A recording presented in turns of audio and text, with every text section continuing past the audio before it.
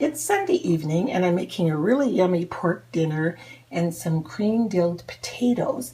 And I thought, you know what, I'm going to make a dessert.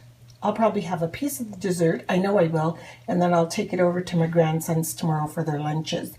But I've got this recipe here, it's very old. It's called Aunt FLORENCY'S Plain White Cake.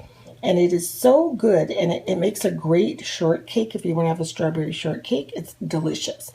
And it's so funny, I bumped into my friend Gail just yesterday, and I hadn't seen her in years. So this is for you, Gail. This was her recipe. So everything is just dumped all together in a bowl, and you bake at 350 for close to a half an hour. So 2 eggs, a cup of sugar. So we'll put 2 eggs in.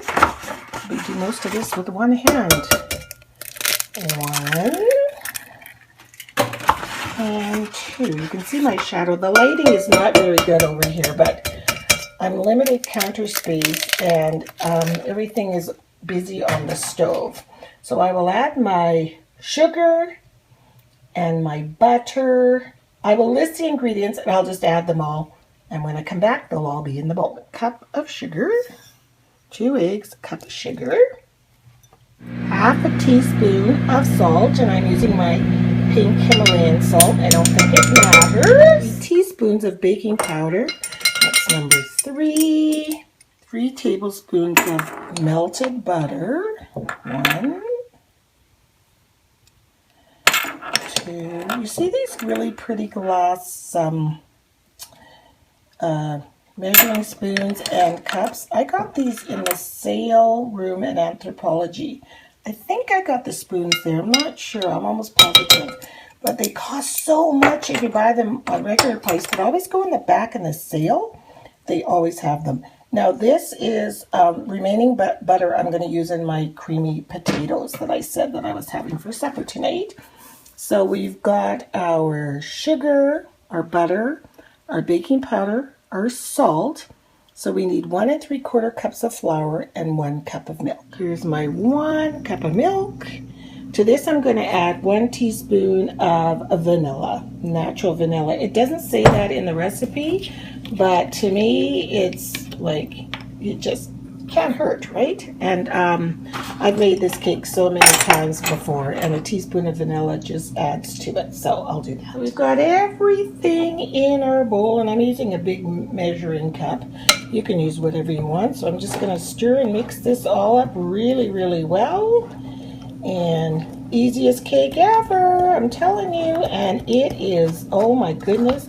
If you guys like old-fashioned cakes, you know, like the kind your grandma used to make, that's kind my grandkids love. They just love the older, heavier cakes versus a cake mix. So I'm going to go hold on to the handle and mix this up really, really well. I'm just going to spray my pan with my misto. I don't know what a misto is. I can't use Pam or any of those sprays. They make me choke. So misto, you fill this up with your own oil, pump the top like this. You get these at Costco, you get 2. And this has been pumped a lot, so it's tight. And then it just sprays your own oil, so you're not ingesting all of those chemicals. I can't stand it. So I've sprayed my pan. I'm using this also old-fashioned kind of layer pan. I got this at I think it was at the Goodwill, I'm pretty sure. So now I'm just going to use the spatula and dump everything into the pan. Here is my cake in the pan. It's a very, very thick batter, as you can see. And I don't recommend substituting margarine for butter, especially in these old-fashioned cakes. Granny was right. She knew best. Butter is best. So I'm going to make some room in the oven and pop this beside the pork chops that are cooking in there. Look how good those pork chops look. If you want to know the recipe to that, watch my vlog, the latest vlog on my channel, because I made the recipe up. It smells delicious and looks good. And there's our cake, so I'll pop that in for half an hour. So here is how the cake turned out.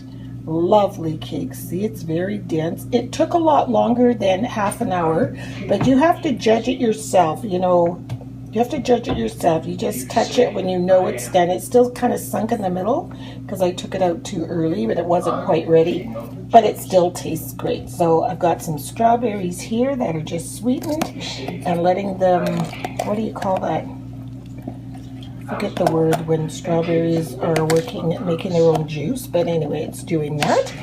And there's some Cool Whip in the fridge. So a piece of strawberry shortcake. Yummers. Here's the finished result. Strawberry shortcake with berries and Cool Whip. Yum, yum, yum. And that's how it looks. In that pan, it's a very deep pan. That recipe would be more like a 9 by 9 square pan, or an 8 by 8. That's about the size of that pan. You can see that there. So give it a try. Aunt Florency's plain white cake. Nobody knows who Aunt Florency is, but that's the name of the cake. Enjoy. Thanks for watching. Bye.